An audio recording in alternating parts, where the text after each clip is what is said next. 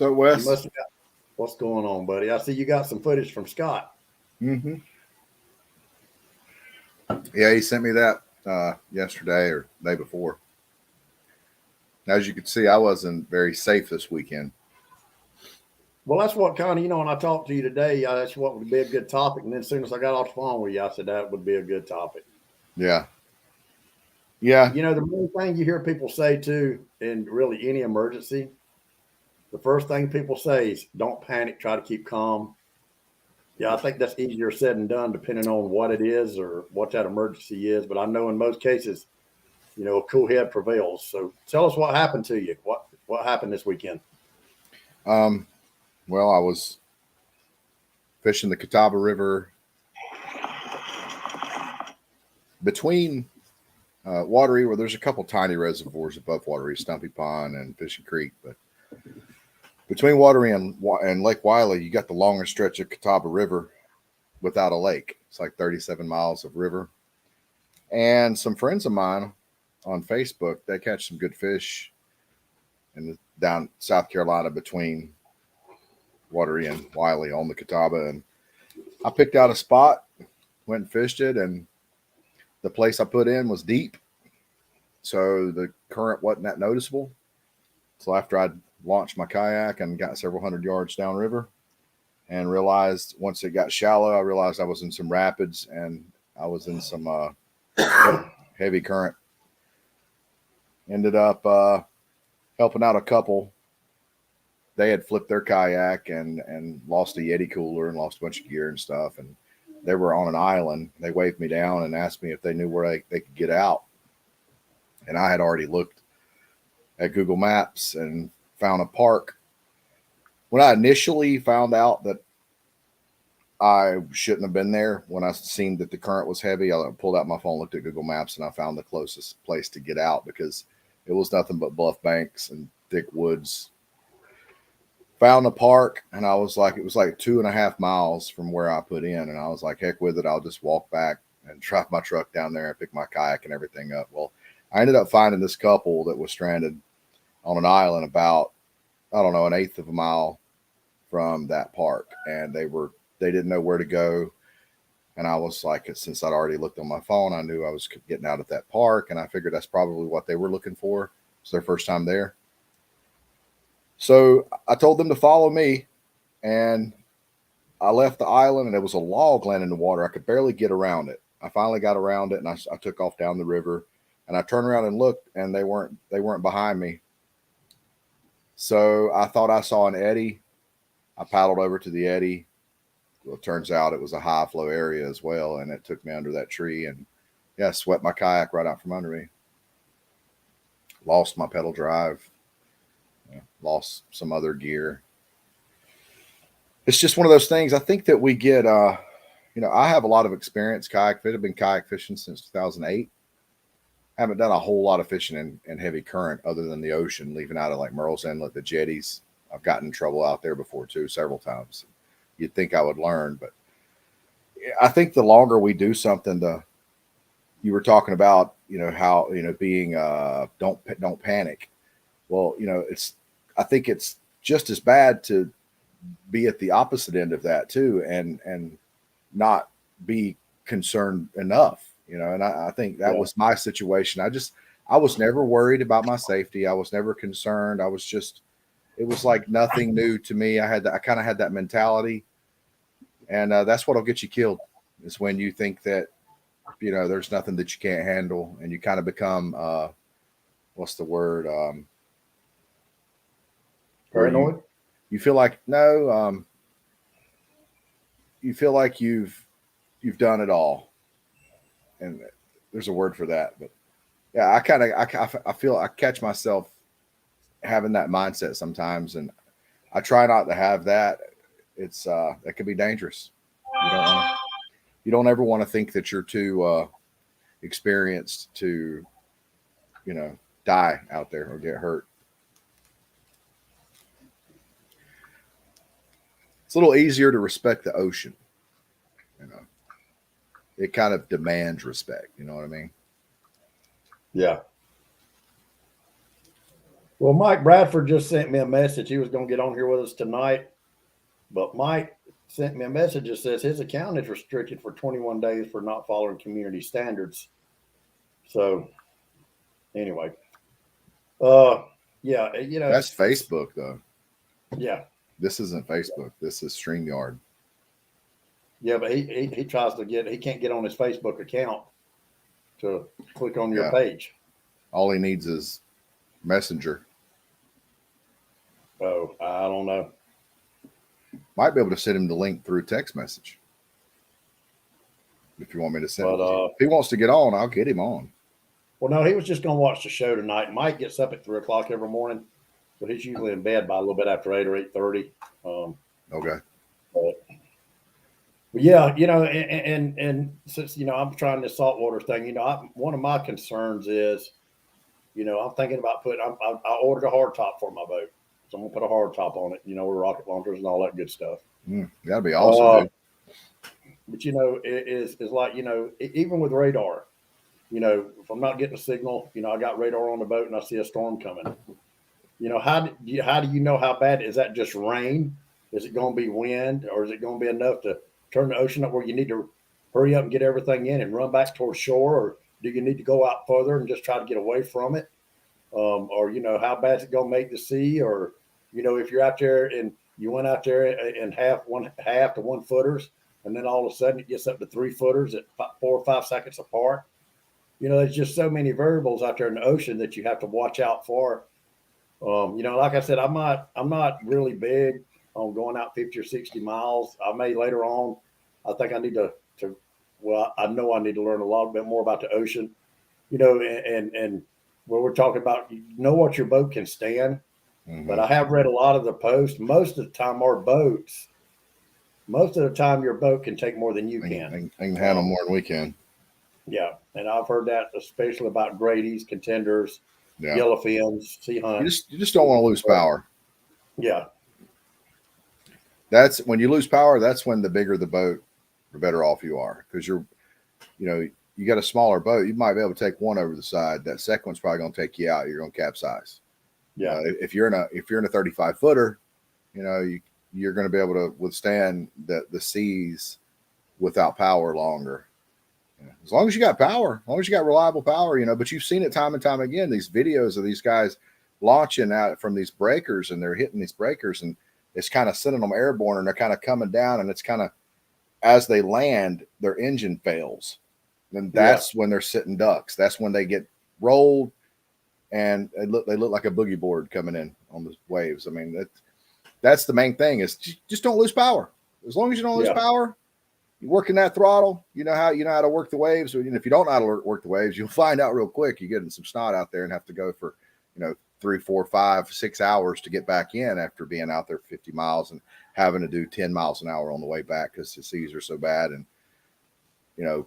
getting launched from just waves, just launching you like your prop coming out of the water, high revving from the prop actually coming out of the water. As long as you don't lose power. I've actually heard motors, they do, and I forgot what they call it. They catch up with themselves where your prop spinning so fast, it'll spin, it'll turn fast. Your head will turn the prop faster than the foot allows, and it'll strip gears. Yeah. Have you ever heard that? I've never heard that, but you have to make sure everything is buttoned down. Like, you need to look at your batteries. The batteries need to be strapped down. Like, there needs to be fail safes. Everything. You don't need a bunch of extra weight whenever you're going offshore 50 plus miles. You don't want to be taking a bunch of crap that you don't need. Anything that you don't need needs to stay. And you just need the bare minimum, and everything needs to be strapped down.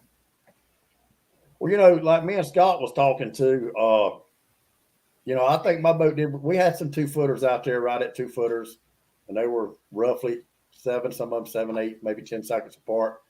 And listen, it got a little bad out there. But, Scott didn't get nervous. I didn't get nervous.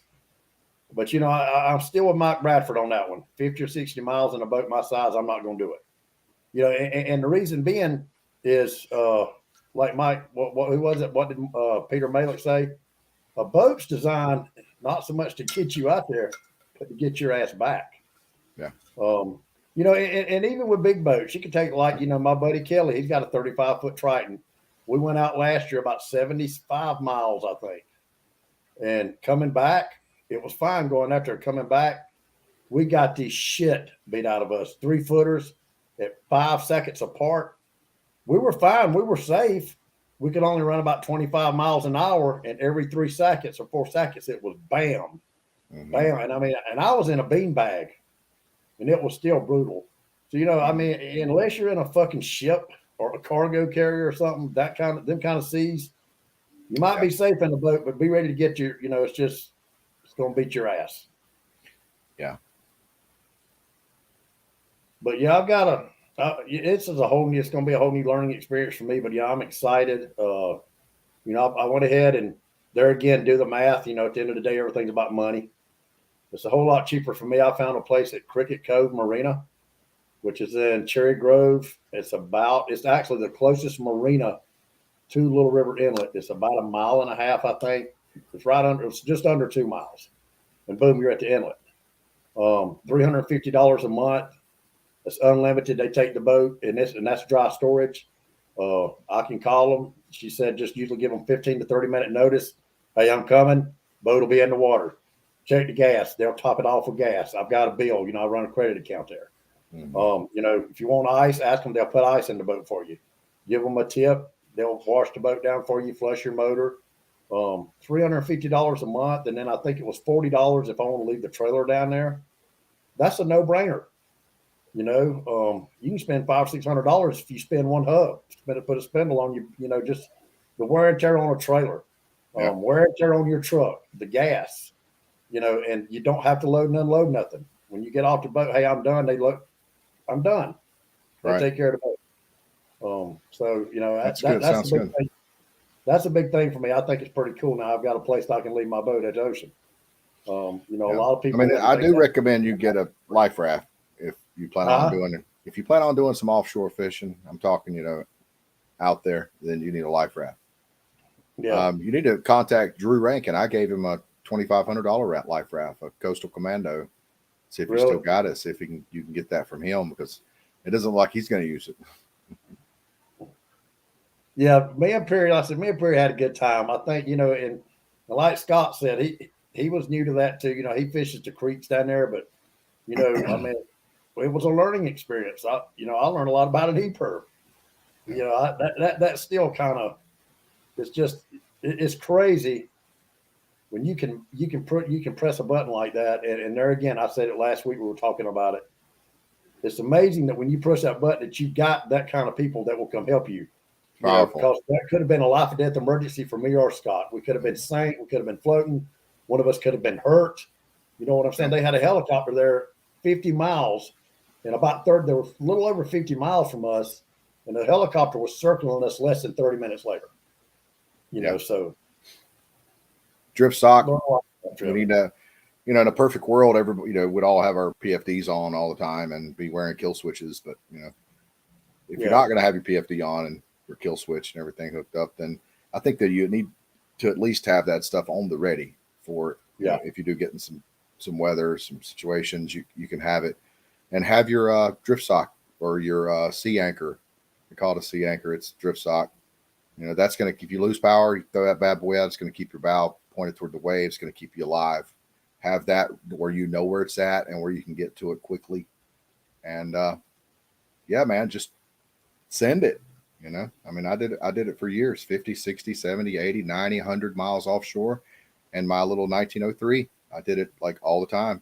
I mean, everybody can't afford a 35-foot yellowfin or to pay, you know, $2,000 to a charter. You know, so if you want to go offshore fishing, hey, you don't really have to have that big a set of nuts. Just get out, take all your safety precautions. Have your flares, have your VHF, have you a backup VHF, have you a EPIRB, have you a life raft. You know, spend the money to make sure that you have those safety precautions and go do what you love. Well, you know, and like Scott said, he called it the perfect storm. You know, going out, we were fine. I was just trying to hear some radio chatter about, you know, the fishing channels, who was doing what. And, you know, there again, a lot of those fish, it's kind of like Chesapeake Bay. You know, they're out there. You'll hear them talking to each other, you know, what they're catching, what they're doing, because Dude, you're fishing in thousands of acres, and there's nothing to spot. There's no landmarks. It's totally different. But anyway, and for whatever reason, we found out later, but it blew a fuse. The radio blew a fuse.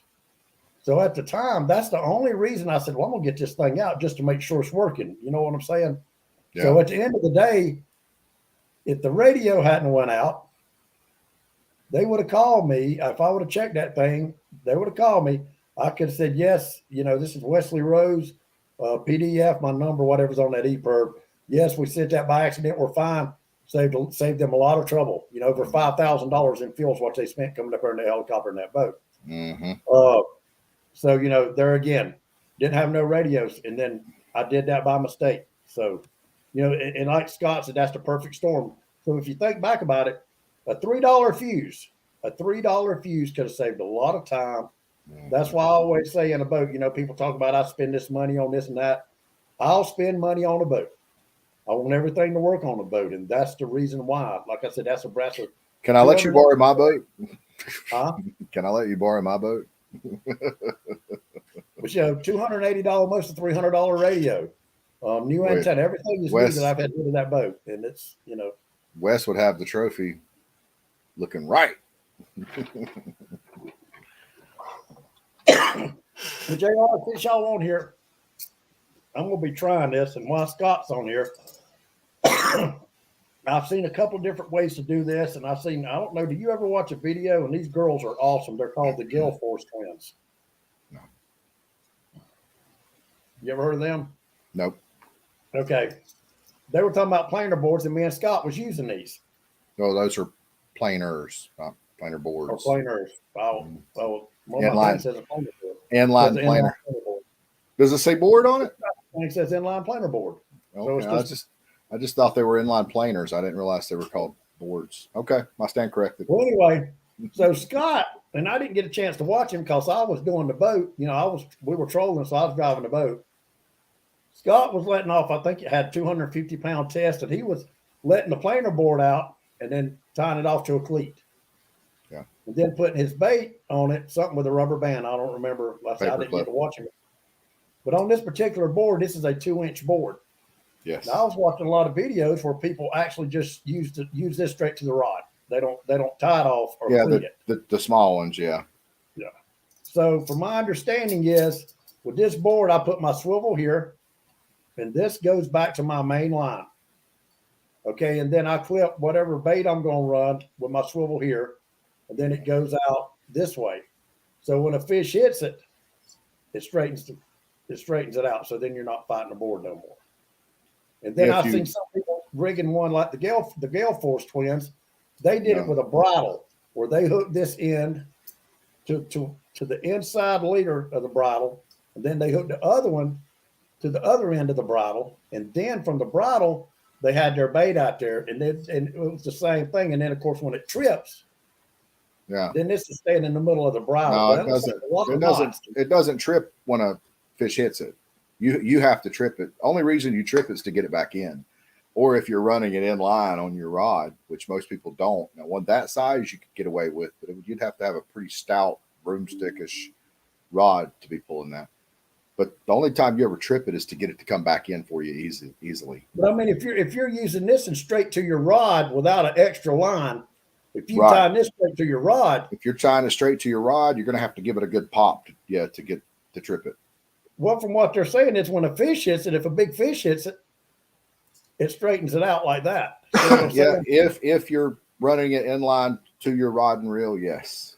Okay. If you're running it off your cleat, Scott had his.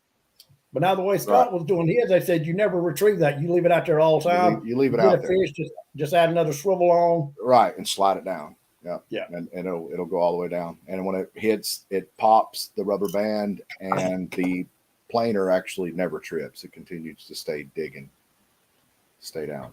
I've never used a planer that small though. I think my number 8, I think, is the smallest I ever used. I think Scott said we were using 6s. Yeah. So there again, like I said, and listen, you're not going to believe it, but what should be my first, where'd you go? My first trip, we were going to go down there this weekend, and I was actually just going down. Like I said, I ordered a top for the boat, and it's probably not going to be here until Friday, I think. Well, me and her's going to the beach Friday. So I told her, we were going to go on down because we're going to be staying at a new motel. It's a family-owned motel in Cherry Groves called the Pelican, and it's about 8 minutes from Cricket Marina where I'm going to be leaving the boat. Oh, So, okay. well, she called me today. She said, there's a tropical storm coming. And I was like, no, hadn't heard nothing about it. So they've got a tropical storm now that's formed off the Yucatan Peninsula, and it's all. I think it's about over Florida right now. And then they said the American models are showing, the European models are showing it brushing right up against the coast. Then they said the American models are showing it a little bit more offshore. But so I don't know. I think I'm going down there regardless. I mean, it's just going to be a bunch of rain. It's not nothing like a hurricane. But stuff like that, and there again, the weather, just everybody knows, the weather dominates you in saltwater fishing more than anything. Like when we go to Tennessee, hey, it's raining, it's going to be 20-mile-an-hour winds. You fish what you have to. It ain't like that in the ocean. Mm-mm. No, I mean, even like Chesapeake Bay, you might get away with a lot more in the bay, but I guess you got the inlets and stuff. If you wanted to get on some inshore fishing, some reds, and, flounder, trout, all that kind of stuff, black drum. Yeah, like I said, I got a buddy, Thomas Talon. Thomas is actually, I met Thomas through T. Evans. I don't know if you see him on my Facebook page. He is a salesman at Marine Max. Well, for 6 years, Thomas was a guide for Cricket Cove, Little River Fishing Charters. Mm-hmm. And he showed me today, Gerald, he's got a notebook, and I bet there's probably 200 sets of numbers in it. But he said I'd have to get someone to convert it. I forgot. I was telling you, my buddy Kelly, we went out with a buddy of his, and he's got a machine on his boat where you put these numbers in. But he said something about south and the latitude or something. But now my Garmin has got 3 different inputs you can put on it. But I forgot what he called that. But he said he was trying to find somebody to convert those numbers over to another form. I guess like what we use now. Yeah. He said, Wes, he said, you catch fish at just about any one of these, depending on what you want to catch, what time of year. He's got notes going back like 10 years. He said, as soon as I can get these converted over, you're welcome to them. He said, I just don't know. Yeah, that'd be nice. How to get them converted over. Probably some What do good they numbers. call that machine? You know what I'm talking about? I heard a little bit of that conversion, but yeah, I don't know. I mean, it's obviously longitude, latitude. Yeah, I don't know. So fuel. You have plenty of fuel capacity on your boat. You said you had 80-gallon tank, I think. 82. Yeah, 82 gallon. That's, I mean, I don't know. You might want to get some extra fuel. Like, you might want to buy like a 14-gallon tank to take with you whenever you go offshore. Well, 82 gallons, that's a lot. I tell you what, me and Scott, I filled the boat up. We filled the boat up before we got there. The first day we went offshore, I think we went, if you still on here, I don't know. I think we were about 30, 32, 33 miles out. So we came there and then came all the way back. And then the second day we left from the boat ramp and we went about 20 plus miles all the way to the Broad River Bridge, and fished some different areas, rode around in there. And then from there, went all the way back to the boat ramp. And I've still got almost half a tank of gas. Well, you're probably getting what, 3 miles to the gallon? I've got a Mercury 225 is all I know, 4-stroke. I'm not sure. I would figure out what my mileage where it was on that outboard. And, if you're getting 3 miles to the gallon, then you'll know how much you can go out, how far you can go out, how long you can troll and how much you need to get back and all that kind of stuff. Yeah. But having a 5-gallon tank on your boat, probably wouldn't be a bad idea just in case. And you can always just pour it in your gas tank if you don't use it. So. Yeah, it ain't going to be wasted. Right. Chris Brown, when he was down there in Florida, I don't know if he said he did it or not, but, I was also wondering too. I don't know. Of course, it's latitude, longitude. Chris was talking about how you were talking about converting the numbers earlier. Yeah. I think he's talking about something else, Chris. Chris is a little bit slow, but he catches up sometime. It might come to him next week. But pulling planer boards, and and I was wondering, like he was talking about. He said, I don't know if he said he did it, but I was wondering, like the planer boards we use in Tennessee, right, or even in Chesapeake Bay, Right. If you could pull them out there, and how fast you could pull them without popping the clip, and doing the same thing you're doing with a line off the back. Right. You know what I'm saying? Just covering more water. And well, you could always, you don't have to, you could set those up where they won't trip. Basically run them like inline. You just have to, you'll just have to have a leader guide to hand line your leader. But I wouldn't see why they wouldn't work. Hey, it's really not a terrible idea, but you got to think offshore, those fish are coming to your boat most of the time. Yeah. They love the noise, the sound of your boat. So, I think a lot of times when we use planer boards, it's for stealth. I realize that a lot of times the like striper fishing, the striper will be like up on the bank and, in eddies and, under cover and stuff like that. But most of the time using planer boards, you're using them to get the baits away from your boat, because especially suspended stripers, you're not going to catch them most of the time suspended. You're not going to mark them suspended directly under your boat sometimes, the bigger fish. So I think it's to get the bait out away from the boat for stealth reasons. Well, it's like when we were in Chesapeake Bay. I think my last trip up there, I fished. I think I got 7 days fishing in and caught 11 or 12 fish, 14 fish, whatever it was. Out of all those fish, the first day I was there, the first fish I caught was on a down rod. It was 44 pounds, and that was it. The rest of them were on planer boards, and that's odd. And that's why I say, I guess I would do it. I'm gonna try it. I'm gonna you might be onto something, Wes. You might be out there trolling freaking ballyhoo. Well, I guess it would be the same idea as outriggers. Yeah. Yeah, you would just be getting just be a trailer park outrigger. Pretty much. But hey, you might be on something, bro. The planer board probably end up getting hit by something. A wahoo or something might tear it apart, but you might be on something. I've got 16 planer boards out there, so if a wahoo hits it, that would excite shit out of me. It'd be worth the planer board just to watch him hit it. Hey, you might want to throw a hook on the planer board, actually. Yeah, I know, right? Yeah. Well, Chuck said he was on. I don't know if it happened in Chesapeake Bay or New York or New Jersey, but he actually had a striper one time hit a planer board and got it hung in his mouth. I remember him telling us that. You remember he's telling us about that, and he got it to the boat and then it come undone. That's amazing. Come out of his mouth. That took a big striper to do that. Yeah. Yeah. Hey, Scott said they call it 1 degrees, 1 degrees and 1 decimal, but he don't know how to convert it.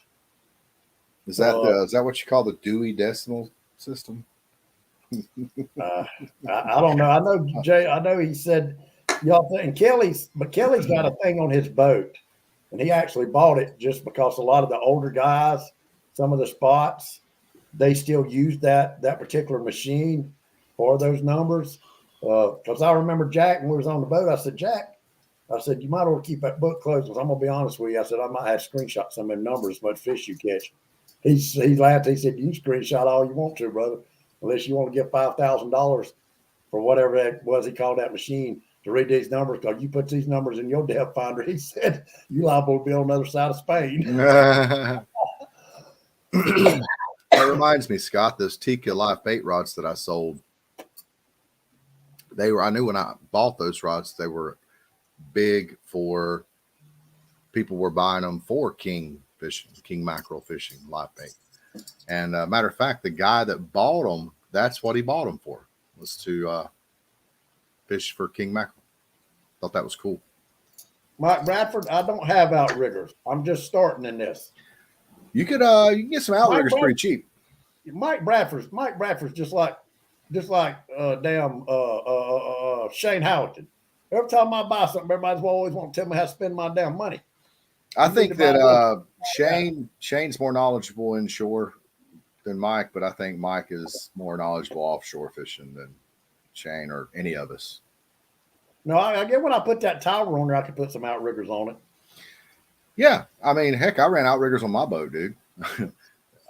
It ain't nothing but some long ass fiberglass poles with a pulley on it. It's not complicated. But I am, I'm gonna get out there if ain't nobody around, and especially, if it's not rough, I'm gonna put like, a dolphin bait or something out there just on a planer board and just see how fast I can pull it without it popping out of the clip. Yeah. And just see what happens. I mean, what's the difference in doing that and trolling one off right directly off the back of your boat or having one on a planer board? Right. You ever watch the Outer Banks Wicked Tuna Outer Banks edition? Oh yes. I'm gonna be fishing there next week. What's the boat's name that's got the big green stick? They call it a green stick. Oh, Dave. Not hard merchandise. No. Anyways, it's called a green stick, and you'll have to Google it. But it's basically an outrigger that's vertical. So yeah, you hook your bait, your line to it, and you pull it up all the way up, way up in the air, and it enables you to get that shotgun out there. And it does something as far as like working the bait, how it works the bait. Yeah, look it up. It's called a green stick. But I thought about using surf rods. You can actually you can rig some downriggers up. Downrigger rod holders are just those rod holders that come up and go out. So when you put your rods in it, it's got your rods sticking, straight out, parallel with the ocean. So if you could get some. Go ahead, Todd. What you doing? We're doing a show right now. What are you doing? Todd, you know what we're doing. It's Tuesday night. Hold on a minute. Tell him, JR. Todd, you know what we're doing. It's Tuesday night, brother. That's right. That's right. That's right. I'll be right back, Wes. All right. Oh, so what are you doing sitting in traffic, man? Damn rolling roadblock on 85. Well, I had your boy Daryl Barney tore up tonight. What'd you do? I told him, I said, listen, I've done forgot more than Todd Asher will ever show you. I said, that's why I gave up on Tennessee. There's no challenge there no more. That's funny, but he's tore up. Oh, yeah, he's fired up now. Hell, he wouldn't even respond to me. He ain't even watching the show tonight. Hey, Phil tried to go up there to Highway, and they're spilling them gates. He damn got washed out. Did he really? Yeah. Damn. Hey, Lordy. Should take a white water rafting trip. Damn. Chris Brown just said, damn, really? He said, really, a phone break? And the damn hose takes a bathroom break in mid-show. Your boy Perry's on here. Tell everybody, hey, Todd. What? Tell everybody, hey. What's up, everybody? That's the famous Todd Asher. I told y'all I talk to Todd all the time. It ain't nothing about fishing. I'm in South Carolina, the secret fishing hole. Oh, shit, that's right. You are in South Carolina, ain't you? I told you I was on Listen, 85. I know I forgot all about that. We're supposed to meet tonight, wouldn't we? That's fine. But you forget about Joe Powell that you quit striper fishing. Damn, I forgot all about that. Is Maddox with you? No. Damn. Hey, how long you going to be here? About 2 o'clock tomorrow, then I'm headed down south. You want to meet for lunch tomorrow? Now I gotta work that dealership till 2, and then I'm rolling. Well, damn. Man, I'm sorry. I forgot all about that, Todd. Suppose you live in Clinton, South Carolina. I'm 45 minutes from Clinton. That's an exit 92 in Gaffney right now. All So you right. gonna come out by my house. Emma, Yeah. Hey, you want to stop by the house on your way down? hell no, I ain't get back. All right, well, hey, we in the middle of a show. Y'all holler at you when we get done with the show, buddy. All right. All right, bye. Hope nobody calls and asks to bury a body or something while we're on the show. Yeah, I forgot. Well, hell, I was supposed to meet Todd tonight for supper. He's down in Clinton. And Todd Smith? No, Todd Asher. That's why I was calling. Hell, I forgot about it. Oh, that was Asher. Yeah. Okay. But anyway, Chris Brown said, damn, really? A phone call and the host takes a bathroom break. Hey, we gotta have breaks, bro. This isn't a syndicated show. Yeah, you know, I mean, listen, dude, I'm buying all kind of shit on Amazon. Even my wife, she said, "What are they bringing today?" I'm like, "Hell, have you ever ordered so much shit?" Noga that you Life have to said, go back and look at your orders because I forgot what I ordered. "Oh yeah." Noga Life said planer boards in the ocean will cost you a lot of fish at the boat.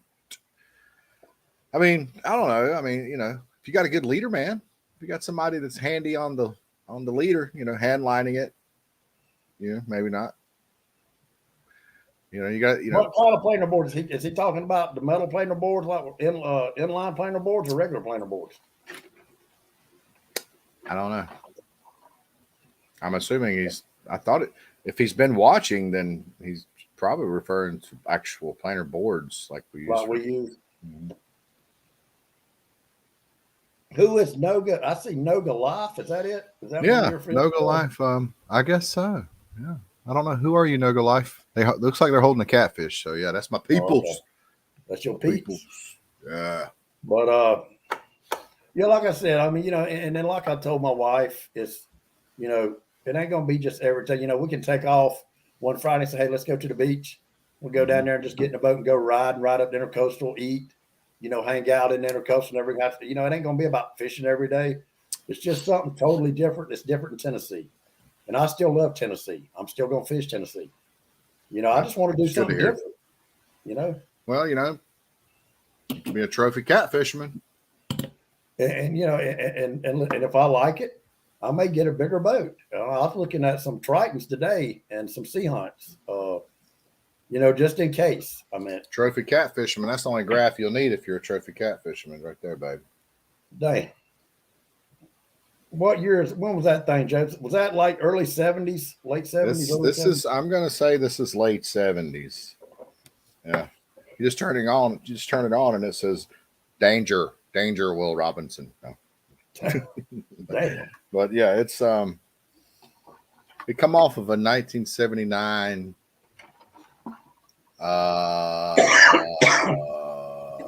air slot. You ever heard of an air slot by Wellcraft? Very cool hull. A guy named Richard Cole designed it, and it's actually a very cool boat. Well, yeah, I don't know. I figured I'd give this to Scott Perry to put in the what does Scott Perry call his little tiki bar thing out there? The Broken Oar. The Broken Oar, yeah. I want to give this. I've been holding on to this for Scott. Yeah, Chris Brown, you can use my boat one weekend as long as you don't tear it up and don't take it out of the ocean. Oh.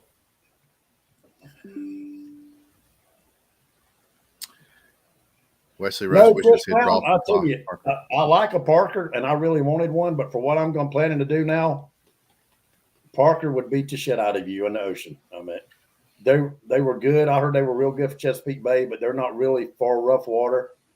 But I still like a Parker. It's one of probably the best fishing platforms I've ever seen. Mm-hmm. You know, the way they're designed, they ride like shit. From what not enough dead rise. Yeah, you pay for all that room. They have a lot. They're very roomy. Yeah. But yeah, you know, I mean, it's going to be a new experience. I'm looking forward to it, and I hope that we're going to have a great summer. Oh hell, what are you doing, JR? You gonna play us a song? But we're getting a concert.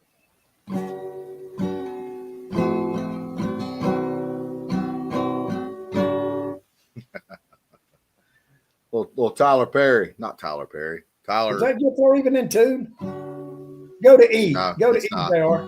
Oh, okay. Early in the morning when the sun does rise. Bloodshot eyes. Perry said, turn that bitch up. No, this is like David State, what are you doing, buddy? I'm gonna bring it out there tomorrow and let you look at it. $100 Yamaha. Definitely. Guys, if y'all see, for anybody that sees David Stake on here, David Stake is the service manager for Marine Max.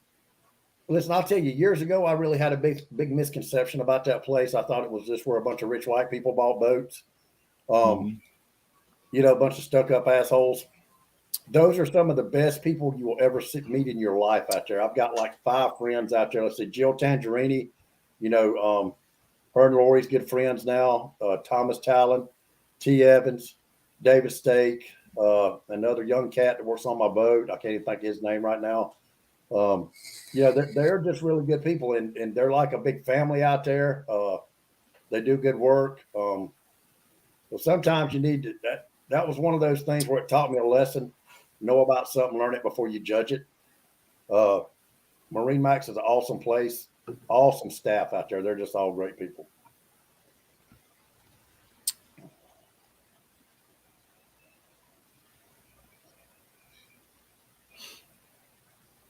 Damn, Chris Brown said every cat in his neighborhood is screaming. Oh, I'm just playing around, Chris. Don't make me get serious. But don't make him bust out no damn what do you call it? Don't make me get Luke serious Bryan. up in here. Uh-oh, Caleb Page is on here. I don't see him. I'm showing him on my page. All right. Caleb Page, tell JR, hey. Tell me, hey, I'm sure. Caleb. You see him now? Mm-mm. Mine doesn't show who's watching. All I see is the comments. Oh yeah, he's watching. Comment. Tell JR hello. He wants to hear from his hero. His hero. There you go. Chris Brown says Western Roads have some outriggers you can have. It's the metal ones that you slide in and put the rods in it. Yeah, that's awesome. I actually have downrigger, or not downrigger, outrigger rod holders on my boat. You ever noticed my back rod holders? How I have the ones that go this way and this way. Yeah. Yeah, that's those are actually outrigger holders. Oh, okay.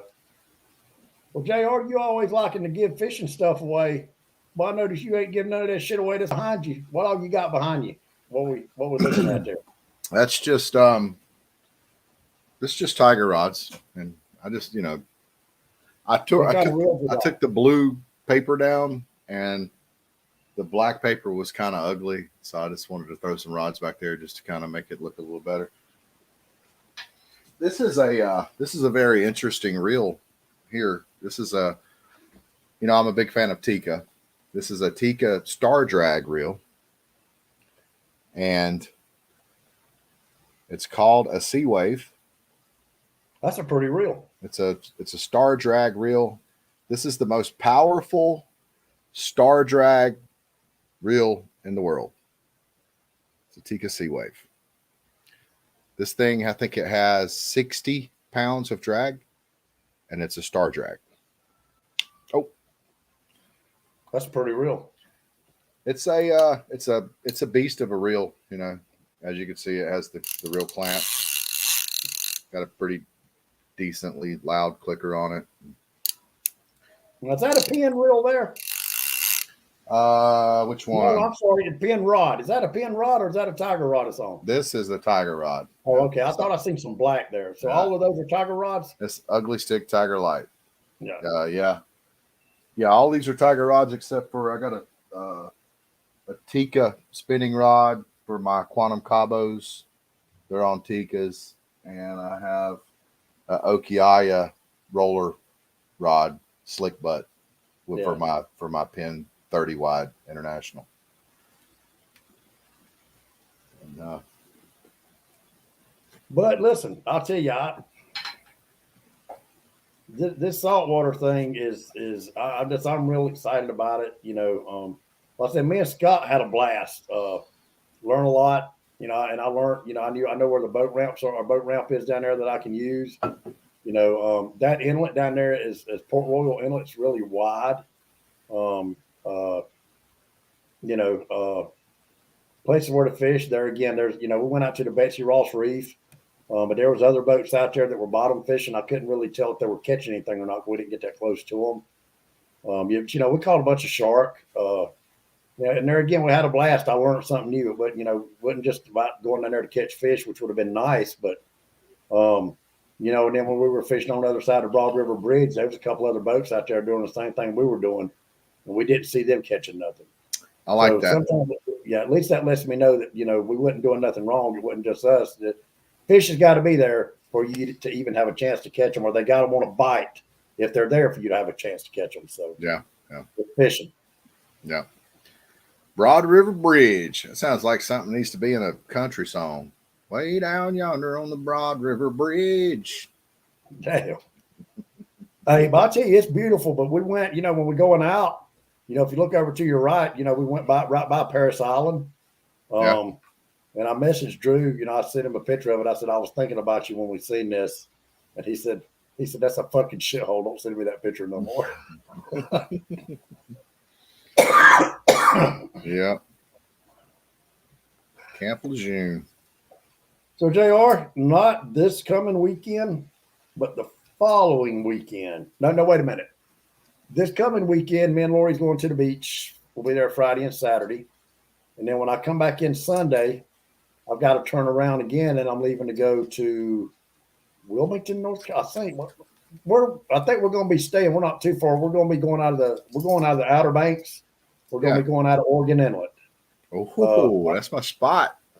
Yeah, I'll be with John Mathena and Clint Gray and Ronnie. There'll be 4 of us. Awesome. I think we're going out about 75 radio miles, from my understanding. Yes, sir. And I think we're going for Wahoo, Yes, sir. Yellowfin, Yes, sir. Wahoo, Yellowfin, and Dolphin. Yes, sir. And, you know, when I was looking at the map, when I look at the map, it really is crazy how North Carolina, Josh, right out there to that shelf, don't it? Yeah, just so much closer than anything in South Carolina. That point out there, right? You know, so that's putting you 40 miles closer. If you come inside to the Grand Strand area, you're like 90 miles just to get to the shelf.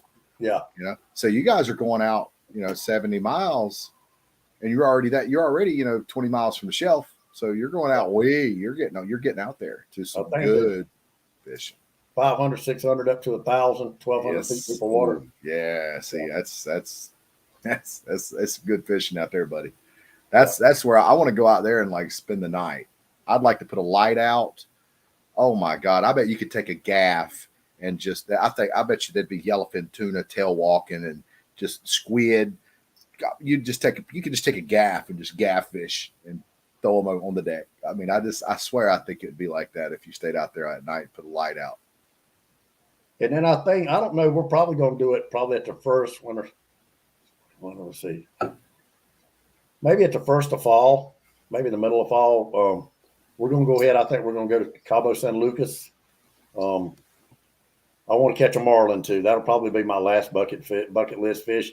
And I think the sailfish are really awesome.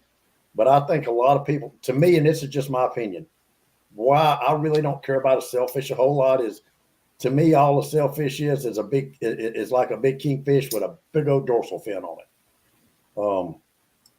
That's just my opinion of them. They don't really do a whole lot to impress me. They jump a lot. But marlin are like just they're just unbelievable fish. I couldn't imagine catching a fish like that. Yeah. So I don't know if I could. That thing would whip me, buddy. Well, like I said, I'm getting older and I want to start doing some of this stuff while I still feel like you're going to be sitting down, strapped in, gimbal, bit butt, like, 80 wide, 130.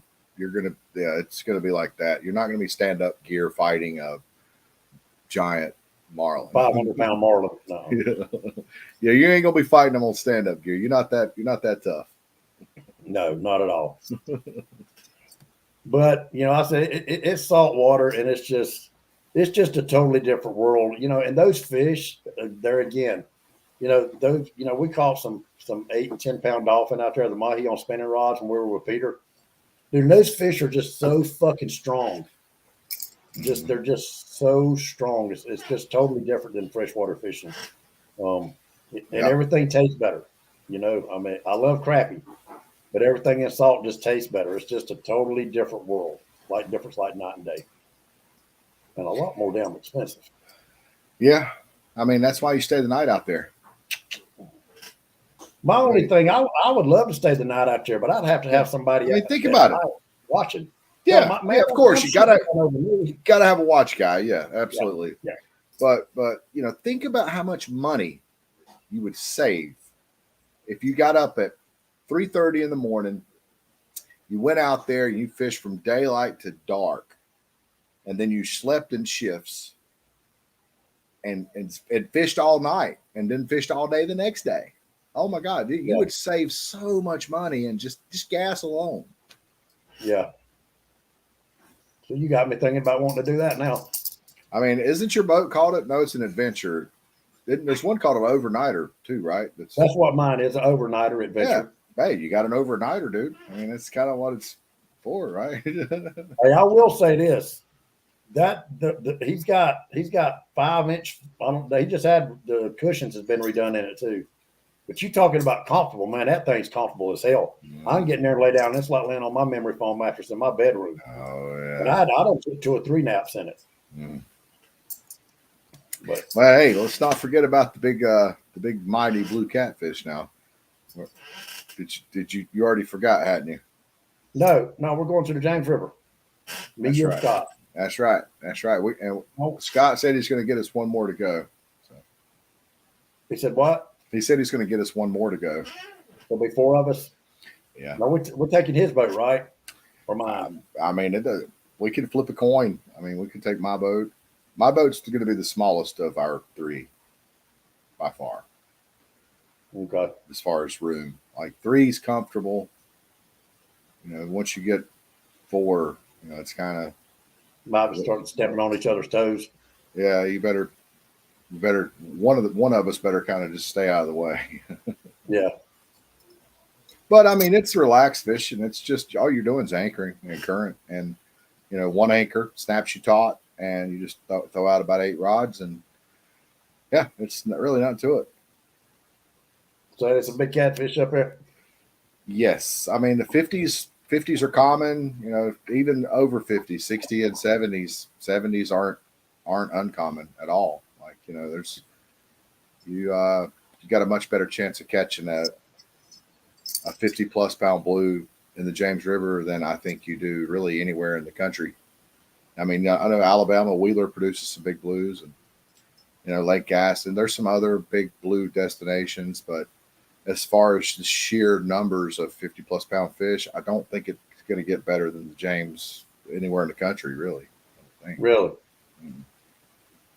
And it's tidal, right? It's a tidal river. It is tidal, yeah. It'll switch on you. You'll anchor up. 6 hours later, it's going to switch current. You're going to have to kind of change your game plan, turn around, and face the other way. Now, how far to the Broad River? It's a tidal river. Mm-hmm. But now, how far in the Cooper River is tidal?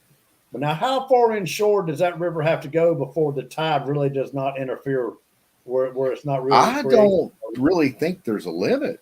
I mean, you got to think. Hopewell. I haven't really like calculated how far it is up to Hopewell in that area around Richmond from like the Chesapeake Bay. But I'm assuming it's more than like 20 miles, maybe 30 miles or so up that river, and yeah, the current is just, it's hard. It's a lot. You have to use. The Cooper River's tidal, and it's tidal all the way up to the Moultrie Dam. You have to use like 14, 16 ounces of weight to get your baits to stay put when you throw them out the side. Damn, boy, that's fighting in current too.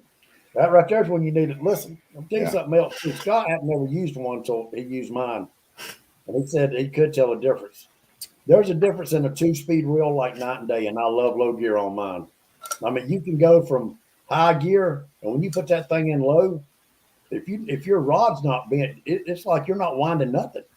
You can't even tell you've got nothing on there. It's like just winding free line almost. Yeah. It's about like a bicycle, ain't it? How you put it in low gear when you're climbing a hill, and it's real easy to pedal. You're not moving very fast, but it's really easy to pedal. Yeah. And then when and if a fish starts chasing or starts coming to you, or you trying to get line up, you just hit a button with your thumb. You don't never have to take your rod, do nothing, sir. Just hit your thumb and speed back up. So I'm glad I invested. All them reels I've got now are 2-speed reels. Yeah, I think there's a reason why, like the Daiwa Saltus, for example, went away from the single speed Saltuses. You can't find a single speed Saltus lever drag anymore. They're all 2-speed, Yeah. and they expensive. Yeah, no shit. But I really, for now, I think I'm done. I've got, let's see, I've got 2 good rods I control with. I've got 2 bottom rods. I've got 2 spinning rods, that I can throw at stuff like dolphin or whatever, anything that comes up near the boat. And that's all I can fish by myself anyway. Dude, I've got like 40 something rod and reels out in my building. I'm gonna have to start selling some of this shit because I'm running out of places to put it. Yeah, I mean, I just sold 10 rods the other day. Yeah, I mean, I hated to see them go, but I'm like you. Can't use all of them. You might as well let somebody have them that can use them. Just run out of room. I mean, well, James Long said he's got a catfish boat. Caleb Page never did comment. You reckon he's just creeping? Yeah, he's just creeping. He's just doing some lurking. Yeah. So what happened to the podcast? Y'all still gonna do a podcast? I don't know. Caleb never did get back with me on that. Really? Not Caleb Page. No, Yeah. you don't say. Yeah, he didn't get back with me. I definitely think that he should. He should definitely learn to communicate with people, and it's someone like me. It's fine. I'm not gonna. I realize he's busy, and I know how it is. I mean, especially this day and age with social media, everybody wants instant responses. Because like on Messenger, for example, you can see when someone saw your page, saw your message, and everybody wants that instant. I kind of like to be able to ignore somebody if I want to. I mean, it's kind of like it's your prerogative to. Now, granted, it's if you start to do it too much, you're going to develop a reputation for doing it. But it's still, it's Well, fine. I don't really like ignoring nobody. If it's somebody that I would ignore, I'm probably not going to acknowledge them or fucking talk to them in the first place. You know what I'm saying? There again, everybody's different. They've got their own way of thinking. They do what they do. Mm-hmm. But there again, they run a whole lot different volume business than what I do. And I understand he has to deal with more, especially a lot more people than I do. But I mean, I can't talk. I ignore people all the time.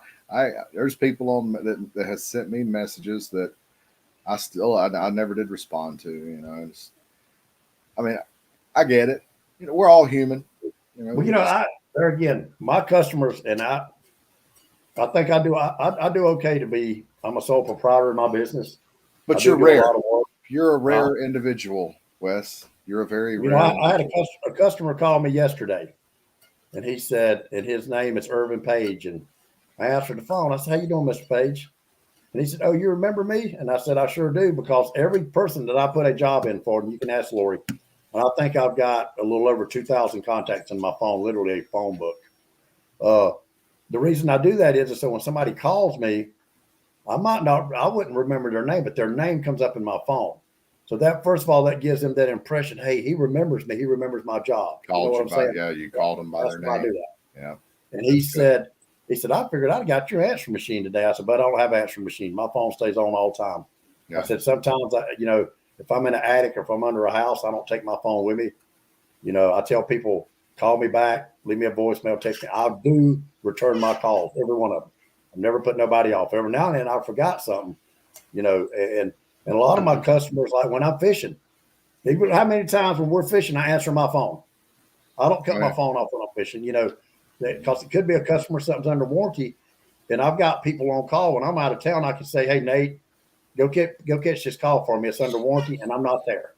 Can you do that? Can you catch a call for me? And if it's under warranty, I have to pay them out of my pocket if I can't go.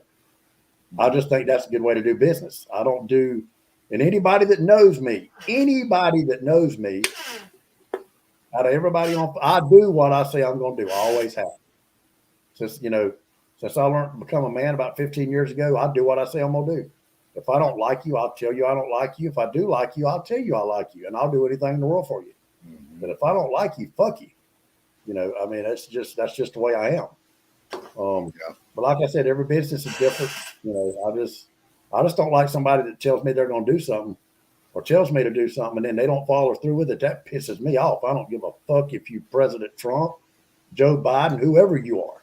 It's Just say I understandable. can't do it. You know, I can't do it. I don't have time. It's I don't have understandable. time to do it. I've learned to tolerate it. You know, I have a friend of mine. I'm not going to name any names, but you know, he does me that way.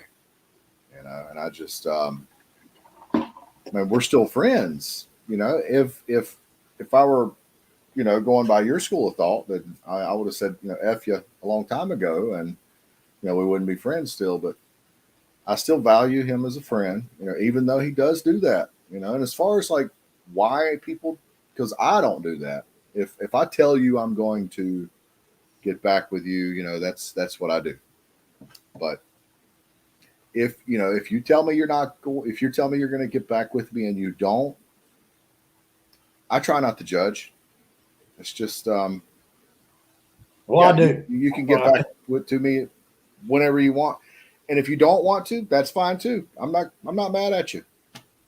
Well, that just, and the way I look at that is like that just tells me, well, that person don't think of me as a good friend, or he don't acknowledge the fact, you know, that he don't acknowledge my friendship, or he don't think a lot of it if he's not even Right. going to do what they said they're going to do. Now, the only person that I put up with that shit from is Todd Asher. Because Todd Asher will tell you in a hot minute, hey, that's the wife calling me, call you right back. Or that's work calling me, call you right back. Yeah, You might and not you get know back that's the for thing is yeah, let people go. Like if somebody calls you and you don't have time to talk, you don't want to talk to them. Instead of ignoring them, just answer the phone and say, "Hey, bud, whatever, got something going on. Yeah, I can't. Whatever. I'll talk to you later." Yeah, just you know, a second to Yeah. yeah, Acknowledge somebody. Just right, acknowledge them. right, You yeah, know, and but I've been like that my whole life. If you don't acknowledge me, that just kind of tells me you don't like me, you don't want nothing to do with me, so I don't need to fuck with you no more. And I uh-huh. don't fuck with people like that no more. You know, Yeah, just. But there again, like you just said, though, it's just a difference in people. Um, I don't ignore nobody because if it's somebody that I have to ignore, if they've got my phone number or whatever reason, I'm having to ignore them or on Facebook now. You know, people say it's petty, blah blah. If I don't like you on Facebook, I'll block you now. I don't want to see the fucked up comments or people being a smart ass. And every time they say something, you know, it's just a stupid ass comment. It's just like they just can't be normal. They have to be a smart ass on they Facebook. have to be antagonistic. Yeah, Yeah, or they think that it makes them look good when other people read the post and somebody can be a smart ass. mm-hmm. And I don't think they realize how stupid they look. Most people really think that's stupid. You got a few other smart asses in there. Yeah. You know, dumb asses stay together. Smart people will stay together. That's the You got thing. people. That's the thing. You know, you don't have to explain yourself. People are smart. They can pick up on things. They know. Yeah. All right, Wes. Well, it's been over an hour. It's been a good show, man. Oh yeah. I guess we'll see you next week, brother. Let's see. I will be fishing. No, I should be. We should be back. I'm not sure how long we're going. No, wait a minute. We're fishing Monday. Let's see. I'm gonna leave go there Sunday. We're fishing. Yeah, I'll be back Tuesday. I should be home Tuesday. Okay, cool. Yeah. Hopefully, and I'll try to get some video of that trip and let you I'm know gonna have what's going to. on. Yeah, we're gonna have to get together and do a live show together here pretty soon. Maybe we can go do some catfishing or something. Well, you know, Gerald, how far are you from Little River Inlet? Or how far are you from Cherry Grove? Jerry, I don't know. Probably a little over 3 hours, I guess. Have you ever fished out of Little River Inlet? I don't think I have. Mm-mm. No. Well, this month, let's see. Uh, Sometime in June, maybe even 2 weekends in June, just show up, get on the boat, we'll go fishing. Okay. And guess what? And when we get done, you don't have to back the trailer in. We just step off the boat. Wow. Got a fish cleaning station right Man, there. It's nice Everything. having friends with money. Shit, I don't know about that. I don't have no money. I just, you know, if I had money, I'd have probably a 28-foot contender out there with two Mercs on it, two 400 horsepower Mercs. Well, your boat's not much of a consolation compared to that. So, All right, guys. Good night. That's what I got, buddy. Oh, Amen. Good night, Wes. hey, listen, I don't have Chris Brown's money. Listen, Chris Brown makes more money for holding up a fucking sign than anybody I've ever seen in my life. I think he works for Duke. Yeah, they make like No, he 35 works bucks an hour, for- 50 bucks an hour, something. UPC or no, I think Chris told me he made like $14 an hour holding a sign up. But listen, that's good money. You know, I mean, Uh-huh. that's good money.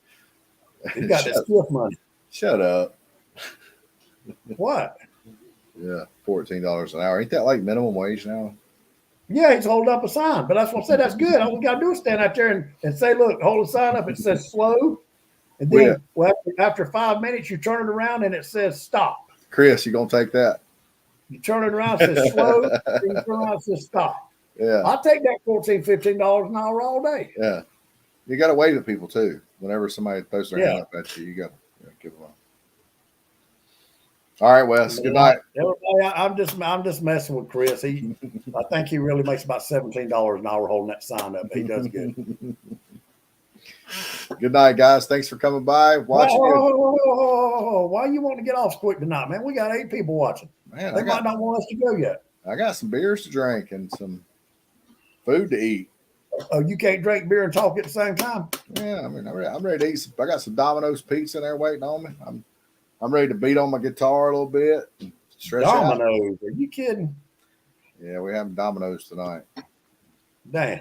You don't like Domino's? Oh, buddy, go get you some supper. Hopefully, I'll have a good.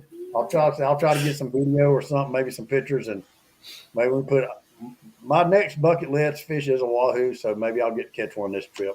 Maybe, who knows? That'd be awesome, baby. I won't Stripes. I hope them stripes are lit up. I won't know until I go. That's right. Good night, everybody. Appreciate y'all tuning in.